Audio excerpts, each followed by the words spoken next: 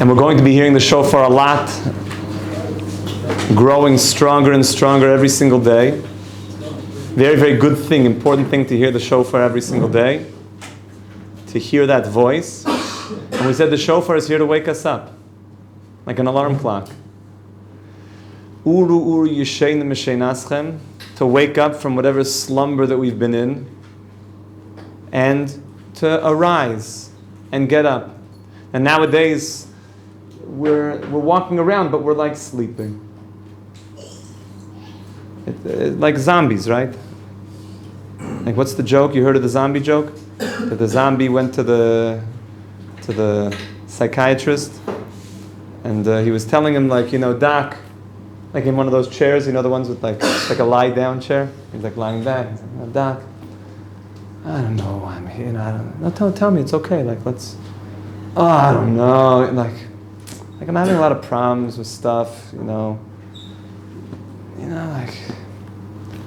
With people, and it's hard for me to like really get on with people, and I don't know, like. So meeting people and stuff. So I understand. Like it's not always easy. It's probably very difficult for you when you're having trouble meeting people. She said, "No, I didn't say I'm having a hard time meeting people. I'm having a hard time," I said, "eating people." Trying to wake up everybody, So, we walk around a bit zombie-like. Even though there's a pulse, but if you tell a person, like, what are you alive for? Do a survey. Ask a person, what are you alive for? Can a person clearly tell you why they're alive? I hope they can, because they're alive. So what's the purpose? Why are you here? So we go and live like a little bit just zombie-like, just going with the masses, whatever the in thing is, we're into the in thing. We just, go along like little sheepala, like shepselas, just getting herded. And the question is, what am I doing? When do we wake up and say, why am I here? What's the purpose? So when that happens? You guessed it, Elul. Elul, when the shofar starts blowing, we start waking up from our stupor, from our slumber. The shofar starts waking up. And we said, what happens at that point? We said, you start looking, why am I involved in the things that I'm doing? Why am I involved in the things that I'm doing? What's the purpose? Why am I waking up today? To go to work, Why? To make money. Why? The Gemara says, it speaks about the foolish Bavliim. We mention this all the time, but it's so important. The Gemara talks about the foolish Babylonians. So why are they so foolish? So the Gemara says, because what happens? They get up, and can you guess what they do? They plant wheat. It's an important commodity. You know why they plant wheat? So they'll harvest it and have bread, right? They'll make bread. And you know why they do that? The Gemara says, so they have enough energy, because bread gives you energy. You know what you're going to do with that energy? Plant more wheat, right? Because you need energy to plant the wheat. It's a lot of work to work in the fields. If anyone's ever farmed, it's not as romantic and beautiful. It's very beautiful. As easy as it looks and sounds. But you know why they plant? Obviously, because you want bread. So you know why I eat the bread? To have energy to plant wheat. You guessed it. And you know what we're going to do with that? Same thing. So the Gemara says, what are they doing? That's called fools. I go to work to get my paycheck. You know why? Because I got to buy food. And then you know why I do that? So I have energy to go to work. You know why I do that? My paycheck. Food, work, 1 week off a year. Food, work, 1 week off a year. But you know what I'm doing during that 1 week? 2 weeks maybe. The lower middle class. You're using the other paychecks. Yeah, use all the and I'm gonna hopefully not be stressed from all this flying and the things and this, and then I need a vacation after the vacation, and I'm working really on the vacation. Why? Just surviving. Just how you doing? Getting by. I'm surviving. No, we want you to be doing a little bit more than that. God had a little bit more in mind. when He created this entire universe, more than just survive. Just survive. There's a purpose. There's a mission. Nowadays, the big thing, guys are going to work. I saw this in my recent trip. Go to work, and then guys, what do they do after a hard day's work? They go to work, they got in money. So what do they do after a hard day's work? They get high. That's already everything's legal now. They just smoke pot, get high. It's all legal. Every street corner, get high. You know why? Because a hard day's work. Get high. You know why? So they can go to work tomorrow morning. You know why? They need money. Buy ganja. You know why? So they can relax enough to go to work the next day. And then you start seeing 30-year-old, middle, 40-year-old men, what are you doing? Why? What do you mean? I need money for pot. He's going to grow on trees? If you grow it, fine. But I'm working. I don't have time to grow it on. I would, but even that, I need money to have the food and the energy to plant the pot in my house. And energy prices are going up, so I need more money to pay the energy price. So I start selling weed. But I still need food, so I eat the weed. But I still need to pay for rent. So I got to work. Why? I already told you, for money for weed. Why? That's what the Rambam is saying.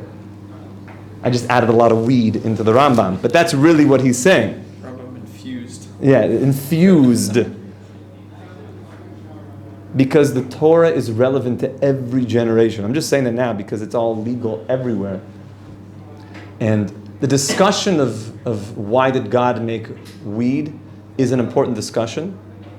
And there's certainly medicinal usages for it. Very sadly, I have a close student whose sister-in-law was diagnosed with stage 4 cancer, breast cancer. And I immediately said, we need to get moving on different modalities and to help her. And the doctors basically gave up on her, and I said, there's other things we can do. And one of the things was turkey tail mushrooms. This is not medical advice, but I just gave them some of the research on that, and some of the research from Paul Stamets. And also they found tremendous research on medical marijuana and how much it's helped her. And she's alive, Baruch Hashem, still years later, after she was sentenced to months of life. She should continue to have a long and healthy life. So it's clear that God has certainly medical usages, but our world is so sick, and we have such an addictive culture that it's very hard for people to use things like this, like medicines, in any balanced and healthy way. Very difficult for most people. So many just fall into the addiction cycle of, happy hour, pass out, wake up, money for happy hour, pass out, wake up, like the Babylonians. That's the cycle. And the shofar comes and says, wake up from the cycle. Why are you here? You have a personal mission. You have a job in this world that nobody else can do. Nobody else can do the job that you were put here to do. Yeah. Can you get yourself in a routine while filling that, like when you become in the robotic form? Can't you also it's in a routine? Can't you get that in the way of God, like for your purpose, and then be in that robotic state? In an unhealthy way, meaning even while you fulfill your purpose and you're in that robotic state. So meaning robotic state being a bad thing? Meaning it would be a good thing in that case. So you're saying harness the robot. Yeah. So you could, God made something called hergel. Hergel means like second nature. So hergel is, your decisions, a lot of cognitive behavioral therapy is based on this. Your decisions done repetitively, and this is also a lot of atomic habits, over a long period of time, change your physiology, change your neurological passageways, syntax, the way that it's firing off, creating new highways in your brain, your synapses, thank you, creates a new you, literally based on your decisions. So if a person always, when he sees X, so it triggers something to smoke a cigarette. So and he's done that so many times. So when he sees X, it will be exceptionally hard for him not to smoke. The robot. If a person goes to the happy hour every single day, that's what he does. He's in that robotic mode. It's very hard for him to change that. If a person gets angry in certain triggers, it's very hard because of that robotic nature. But what if a person could shift that? And anybody a late sleeper? You can be honest. We're all friends here. I certainly used to be a late sleeper. I would wake up late. It's not difficult to sleep in. I'll say that. Yeah, nicely said. It's not difficult to sleep in.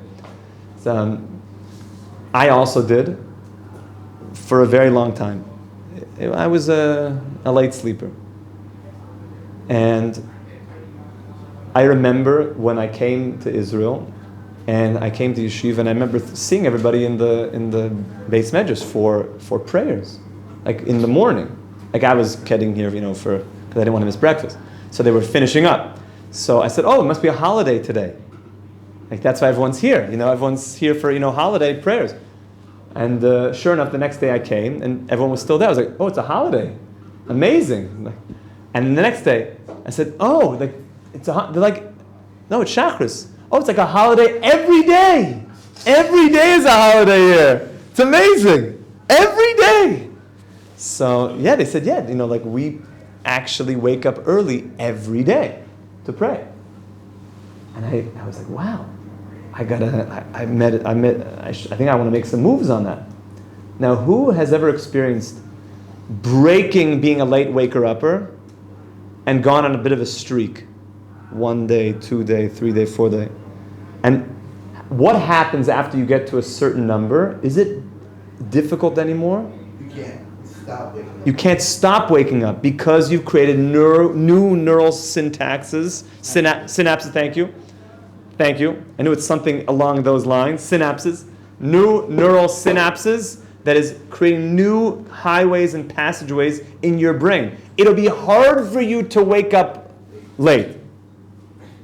So at this point for me, it's very hard for me to wake up late. My body needs it. So that's like harnessing the robot. I'm harnessing the power of Hergil, harnessing the power of waking up early. So yes, you can harness that power. You can harness but you always have to be on guard, not to fall into, oh, I'm waking up early, but can I do something more now? Where else should I harness the power to make a move? Yeah. But shouldn't you always be conscious of what you're doing, conscious of what you're doing?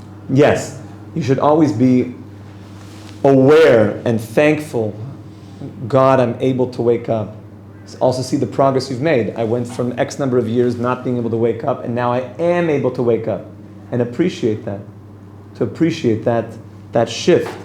And to be aware as you're waking up, can I do something more now? Can I push the robot? Can I program even more? So you can harness that power of Hergil. The shofar shakes us up, shakes us out of just bad robotic behavior, but it shakes us up also out of even good robotic behavior and makes it even better. Makes it even better. How can I be better? How can I push? Because the robot, once you get it moving, it'll just move. But there's a living soul in here that's actually shifting things. It's making the free will decisions. The shofar is compared to that living soul. The shofar is that voice that starts moving things. The shofar is the power that starts to return us. That we all of a sudden start waking up from our slumber. Like the zombie. was just kind of going through in some programmed way. He's going through the motions. The shofar wakes something alive inside of us up, that we return to that.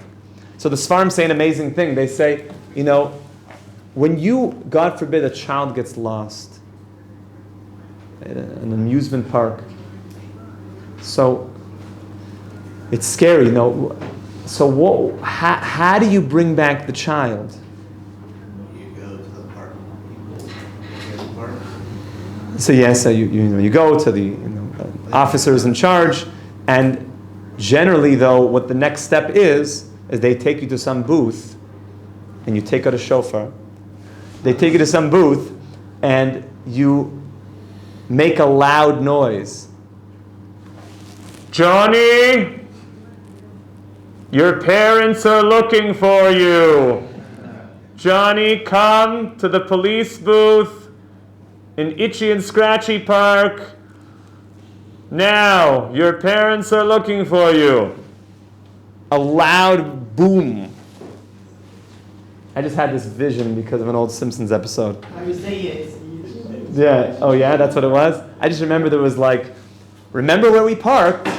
Itchy lot and scratchy lot and just billion cars, right?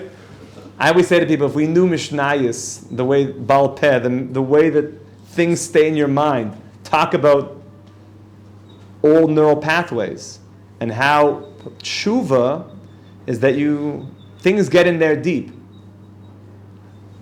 I have to say it because I was speaking to somebody about it. A lot of people were asking, this comes up all the time, why can't I just have relationships with anybody, one day I'll get married, relationships. Relationships are very deep and they're very real.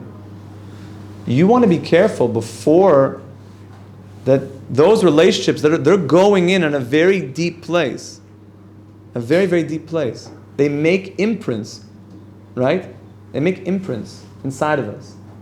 The shofar, though, starts to return the person deeply to who they are.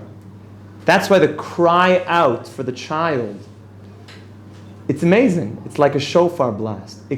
Loud for all to hear, and the child hears that, they're looking for me. They're looking for me. I have to come back. I have to go back to my parents.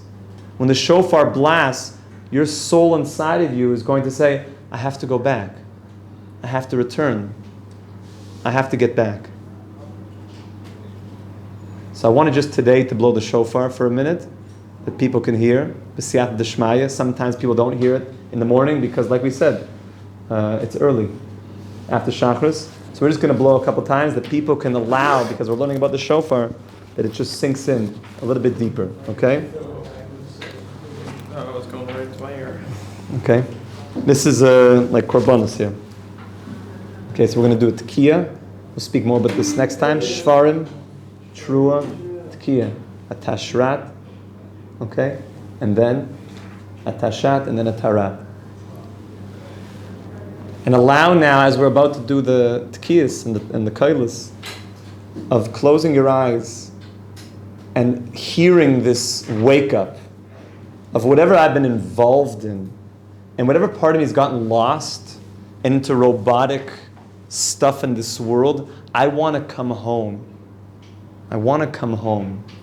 Okay, so we're going to do 10 kailas. We're going to do 4 and then 3 and 3. It's all going to take about 20 seconds, maybe 30 seconds, this entire thing. While the blasts are going, and all the blasts have different meanings, we're going to have to build this up and explain it more.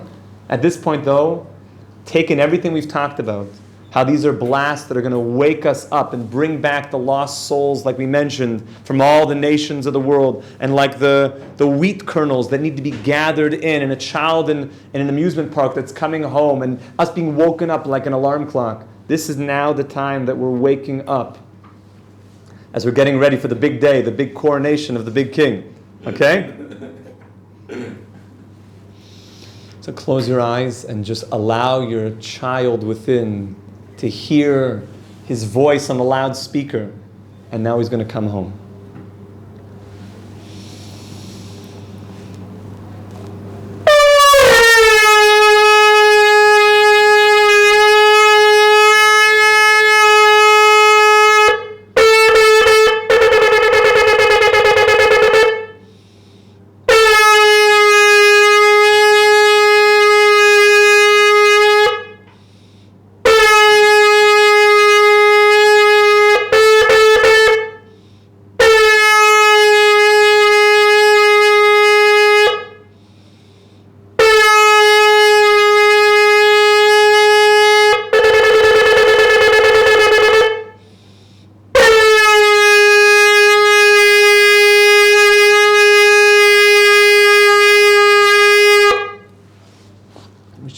mamish, the neshamas to come back to Vina Shebashamayim, and the shiur tzidkeinu, and all the kibbutz galias, all the souls all over the world to come back to Yerushalayim, Yer HaKodesh, with the bin Beis HaMikdash, b'mhira v'yameinu, amen. Have a wonderful day, Rabbi Isai.